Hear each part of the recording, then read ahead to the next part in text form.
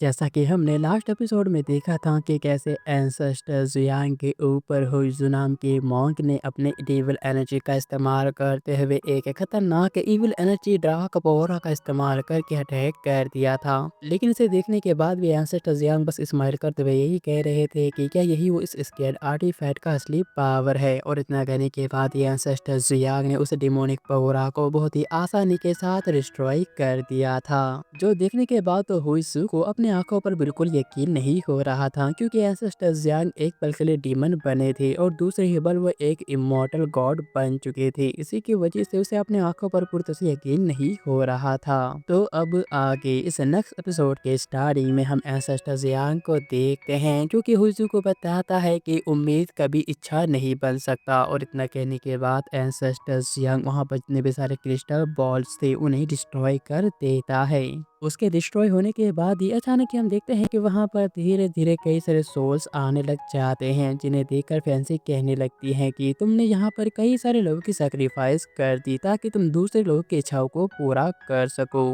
और इसके अलावा तुमने भी इन लोगों को यही कह के बहकाया होगा कि ये लोग लोगों की इच्छाओं को पूरा करके एक अच्छा काम कर रहे हैं और आगे चलकर बुद्धा बन सकते हैं, लेकिन असल में ये सब कुछ झूठ था। इसी के साथ ही दोस्तों हम देखते हैं कि एंसेस्टर ज़ियांग की वजह से वहाँ पर कई सारे सोल्स आ चुके थे, जो कि मॉन्क यानी कि बुद्धा बनने की चाह में अपने आप को सैक्रिफाइस कर चुके थे, और इसी की वजह से अब वो सिर्फ सोल बन जाते हैं। लेकिन तभी उसके इस बात को सुनने के बाद हुइज़ु थोड़ा गुस्सा होते हुए कहने लगता है कि इन लोगों ने खुद इसका फैसला किया था कि ये लोग खुद दूसरों के इच्छाओं को पूरा करेंगे, और इस तरह से इन लोगों ने अपना ही सेक्रीफाइस कर दिया। और साथ ही साथ इन लोगों का आखिरी इच्छा यही था कि ये लोग हमारे चैन सेट के पगोरा के साथ अपने सोल को कंबाइन करना चाहते थे। तो आखिरकार इसमें गलत क्या है? लेकिन इसके अलावा बुरे तो तुम लोग हो, क्योंकि तुमने अपनी इच्छाओं को दूसरों के लिए पूरा नहीं की, और इसके अलावा तुमने इन सोल्स को भी पूरी तरह से डिस्टर्ब कर दिया, क्योंकि इनकी इच्छाएं भी अब पूरी तरह से ख़त्म हो चुकी हैं। और इसी के साथ ही हम अचानक ही देखते हैं कि वो सारे के सारे सोल्स मिलकर एंसेस्टर ज़ियांग और उसके डिसाइपल्स के ऊपर अटैक कर देते हैं।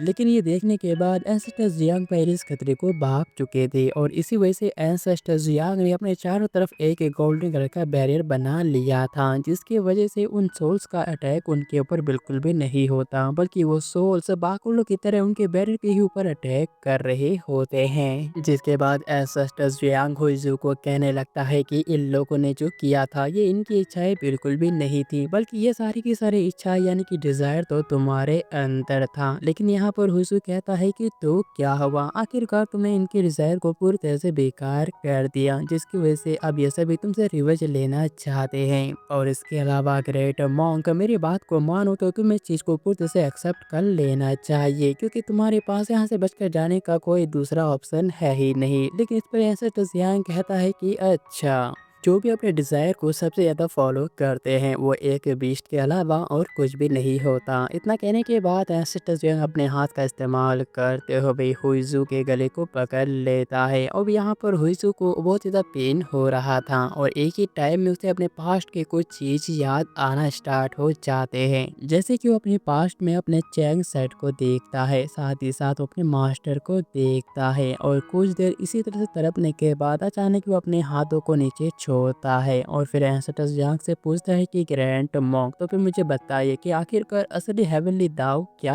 होता है। इस पर एंसेस्टर ज़ियांग उसे कहता है कि तुम्हें अपने आप को जानना चाहिए और अपने सोल को इनहेंस करना चाहिए। इतना कहने के बाद एंसेस्टर ज़ियांग उसके सोल को बाहर निकालता है, और फिर उसके सोल को एक ही झटके में डिस्ट्रॉय कर देता है, जिसके वजह से हुइज़ु के सोल के कई सारे गोल्डन लाइट के छोटे छोटे एनर्जी वहीं पर गिर रहे थे। ये देखने के बाद वो सोल्स पागलों की तरह उन्हें इकट्ठा करने लग जाते हैं। उन्हें लग रहा था कि यही उनके बुद्धा बनने का रास्ता है, जबकि उनके इस हरकतों को देखकर एंसेस्टर ज़ियांग निराश होते हुए कहने लगते हैं कि इन लोगों ने सच में किसी अंधे के ऊपर भरोसा करके अपने आप को सैक्रिफाइस कर दिया। इसका मतलब तो ये हुआ कि ये दूसरे की बातों को सुनने के बाद अपने आप को आग में जला रहे थे। और इसी के साथ ही हम देखते हैं कि अचानक एंसेस्टर ज़ियांग का वो ब्लू कलर का फ्लेम वहां पर आ जाता है, जो कि आते ही उन सोल्स को अब पूरी तरह से जलाना स्टार्ट कर देता है, जिसकी वजह से अब उन सोल्स को बहुत ज़्यादा पेन भी होना स्टार्ट होता है। और फिर देखते ही देखते कुछ ही देर में वो सोल्स वहां से पूरी तरह से गायब हो जाते हैं। इस नज़ारे को देखने के बाद अचानक लिन कहने लगता है कि मैं भी अपने पास्ट के लाइफ में इतना ही ज़्यादा बेवकूफ़ था, जो कि सिर्फ इच्छाओं के पीछे और पैसों के पीछे भागा करता था।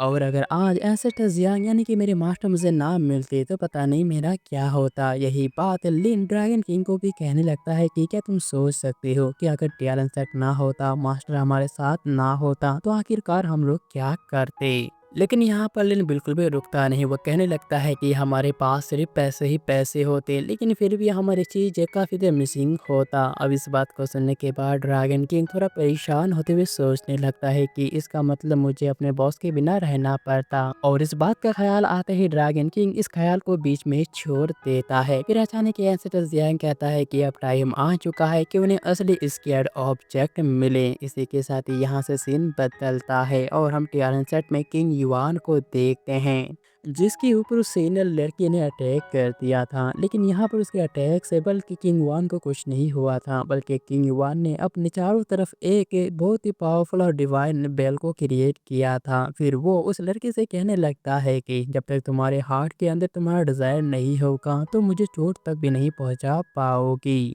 लेकिन उसके बात को सुनने के बाद उस लड़की को और भी ज्यादा गुस्सा आ जाता है। वो अपने स्पीयर से उसके बैरियर को तोड़ने की कोशिश करने ही वाली थी कि तभी किंगसू उसे आकर रोक देती है और उसे बताती है कि इसका ये जो बेल बैरियर है ये कोई ऑर्डिनरी बैरियर नहीं लग रहा। फिर वो शीना आकर उन्हें बताता है कि हाँ, इसका ये बैरियर इसके बॉडी से निकला हुआ है, जो कि एक तरह का ट्रैप हो सकता है। और साथ ही साथ इस बैरियर को देखकर ऐसा लग रहा है जिसे कि तोड़ना लगभग इम्पॉसिबल होगा, क्योंकि ये एक डिवाइन बैरियर है। लेकिन तभी अचानक लियान किंग वान को कहने लगती है कि तुम्हें तो अपने आप को मॉन्क कहने में शर्म आना चाहिए, क्योंकि तुमने सिर्फ लोगों को बेवकूफ़ी बनाया है और इसके अलावा और कुछ भी नहीं किया है। लेकिन इस पर किंग वान उल्टा लियान को ही पूछने लगता है कि तुम मुझे कह रही हो, लेकिन मुझे लगता है कि मुझसे ज़्यादा तुम खुद जानती हो कि आखिरकार डिज़ायर गलत है या फिर सही, क्योंकि अगर उस दिन उस बंदे की जगह ज़ियांग होता तो क्या होता।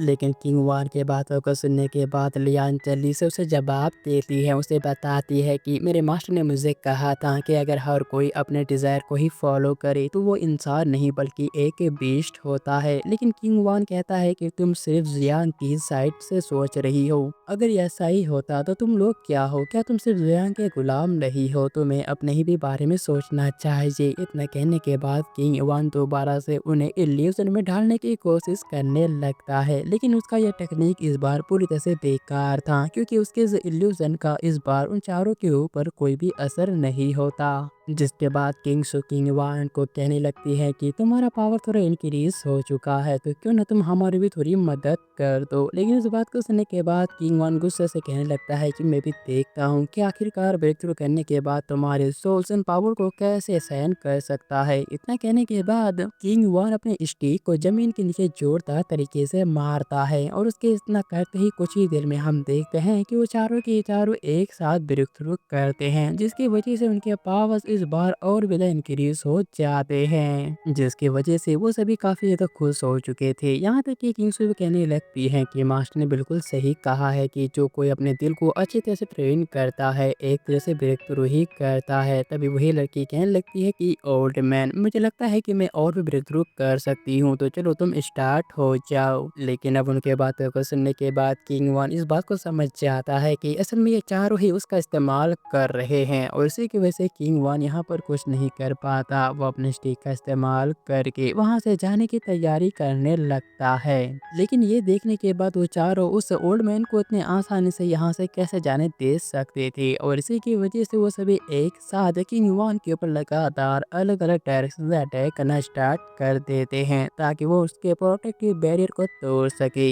हालांकि पहले कुछ अटैक से तो किंग वन को कुछ नहीं होता, लेकिन अलग अलग डायरेक्शन से अटैक होने की वजह से अब किंग वन भी इंजर्ड होने लगता है। यहाँ तक कि जो बैरियर पहले टूट नहीं रहा था अब लगातार अटैक की वजह से वो भी धीरे धीरे डिस्ट्रॉय होने लगता है। तो है दोस्तों, वीडियो आगे बढ़ने से पहले मैं आप सभी से कहना चाहता हूँ कि प्लीज अगर ये एक्सप्लेनेशन आप सभी को अच्छा लग रहा है तो प्लीज चैनल को सब्सक्राइब करके मुझे सपोर्ट कीजिए। जिसके बाद लगातार उन चारों के अटैक की वजह से अब वो बैरियर भी एक ही झटके में ही डिस्ट्रॉय हो जाता है। लेकिन इससे पहले कि वो सभी दोबारा किंग वन के ऊपर अटैक कर पाती, अचानक ही आसमान से एक पर्पल कलर का लाइटिंग काफ़ी तेज़ी के साथ नीचे गिरता है और अगले ही पल उस लाइटिंग के गिरते ही यहाँ पर किंग युआन वहाँ से गायब हो जाता है। ये देखने के बाद उसे भी काफ़ी हैरान थे, लेकिन वो लड़की सोचने लगती है कि शायद लिंग शुआन यानी कि लू शेन ने ही यह सब कुछ किया होगा। लेकिन बहुत ही जल्दी विजन उसे बताता है कि उसका जो प्रोटेक्टिव बेल बैरियर था वो डिस्ट्रॉय हो चुका है, जिसकी वजह से वो मॉन्क बहुत ही बुरी तरह से इंजर्ड भी हो चुका होगा। लियान कहती है कि हाँ, हालांकि वो मॉन्क यहाँ से भागने में कामयाब तो हो चुका है, लेकिन वो दोबारा हमारे टियाना सेट के ऊपर अटैक करने के लिए ज़रूर आएगा, तो उससे पहले ही हमें एसेस्टर को ढूंढना होगा। इतना कहने के बाद लियान एक पोर्टल क्रिएट करती है और अपने साथियों को लेकर एसेस्टर जियान की तरफ निकल जाती है। जिसके बाद यहाँ से सीन बदलता है और हमें एक मिस्टीरियस स्पिरिट वर्ल्ड का सीन दिखाया जाता है। एक माउंटेन के ऊपर हम एक लड़की और एक ओल्ड मैन को देखते हैं। वो ओल्ड मैन कोई और नहीं बल्कि किंग वान था। फिर वो लेडी उसे कहने लगती है कि जब तुम इस चीज को हैंडल नहीं कर सकते तो तुम गिव अप क्यों नहीं कर देते।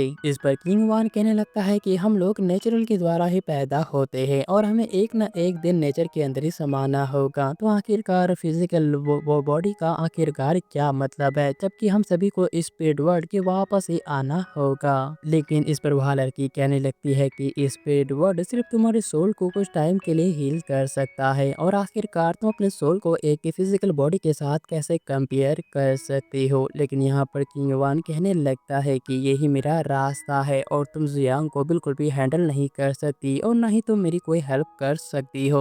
लेकिन उसके बाद कुछ सुनने के बाद अचानक ही उस लड़की को काफी गुस्सा आ जाता है। वो काफी तेजी के साथ किंग वान को पकड़ती है, उसे पहाड़ की चोटी में रखते हुए कहने लगती है कि अगर तुम्हें मरना है तो तुम मर सकती हो, लेकिन तुम मुझे इसमें इन्वॉल्व मत करो। और इतना कहने के बाद वह किंग वान को काफी दूर फेंक देती है। हालांकि किंग वान अटैक से पहले ही इंजर्ड हो चुका था, फिर भी वो खासते हुए कहने लगता है कि तुम्हें जियांग से बहुत ज्यादा केयरफुल रहना चाहिए, क्योंकि मैंने देखा है कि उसके डिसाइपल्स की हार्ट कितना ज्यादा स्ट्रॉन्ग है और अगर उसके डिसाइपल इतने ज्यादा स्ट्रॉन्ग है तो इसका मतलब ये होगा तो जियांग भी उनसे बहुत ज्यादा स्ट्रॉन्ग होगा और हम लोगों ने जो प्लान बनाया है ऐसा लगता है कि उसे आगे बढ़ाना लगभग इम्पॉसिबल है। जिसके बाद हम एंसेस्टर जियांग और उसके डिसाइपल्स को देखते हैं जो कि चैंग सेट से निकलने की तैयारी कर ही रही थी, लेकिन तभी लियान अपने साथियों को लेकर वहां पर आ जाती हैं, जिन्हें देखने के बाद सभी काफी खुश थे कि तभी अचानक